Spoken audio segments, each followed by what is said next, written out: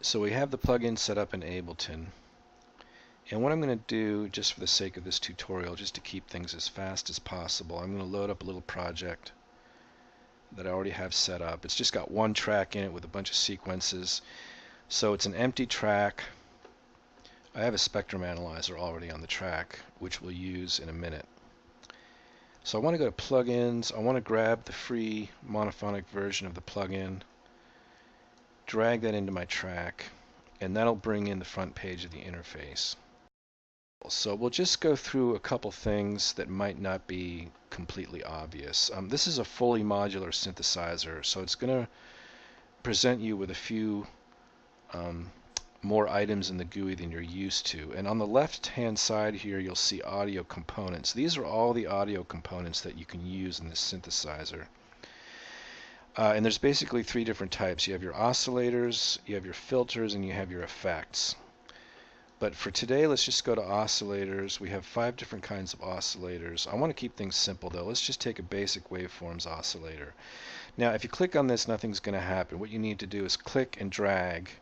And we're going to drag that oscillator into the center view, which is basically showing our signal flow. And once I have that oscillator in there, let's see what that sounds like. I'm going to play a sequence with just one note. Turn it down a little bit so you can hear me. Let's go to the detune page, bump the voices up to about 4, turn on detune, turn the stereo up. So that's really pretty basic stuff. We just have one oscillator going. The first thing that people typically do with a synthesizer is called, of course, subtractive synthesis. So let's do the simplest thing here and take a second order resonant low pass filter. And again, we're going to have to click and drag this thing in to the center view or the signal flow view. And I can put this thing anywhere I want. But let's use some common sense. We'll put it right in front of the oscillator here.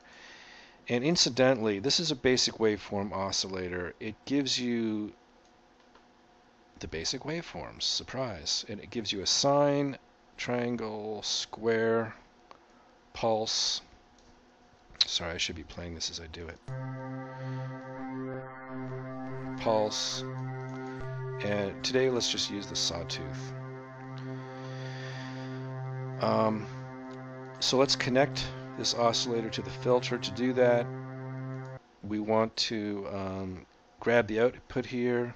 If there was multiple components here to choose from, we could drag it into any of them. Today we're just going to drag it right into the input of this filter. So now we have a connection here between the oscillator and the filter. And now when we do that, immediately you'll notice that the audio path is going through the filter. And this is, you've all seen this filter 1,000 times. It's your basic low-pass resonant filter. And we'll be able to hear the upper end of that filter a little bit easier if we turn up the partials on this sawtooth. This particular oscillator, many of the oscillators actually in Fathom, they give you access to the partials. And this is useful because if I turn it all the way down to 1, I'm essentially making just a single sine wave. And because we're using a filter to do subtractive synthesis, let's bump that all the way up to 64 partials.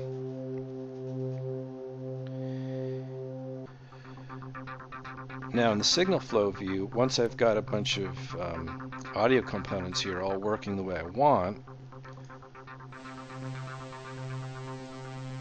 let's turn the wave draw down, let's turn the sawtooth back up and put that sawtooth through our filter again.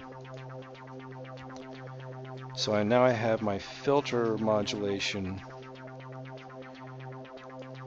going through, I have the sawtooth going through my filter, and I also have my wave draw oscillator with the partials being modulated.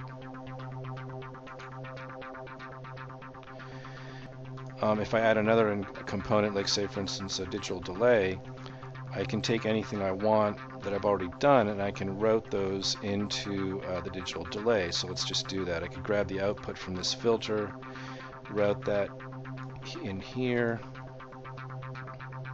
choose a different sequence. This note's getting a little bit boring. So now I'm sending the filter through the digital delay, and we'll take our wave draw oscillator, and we can also send that through the digital delay.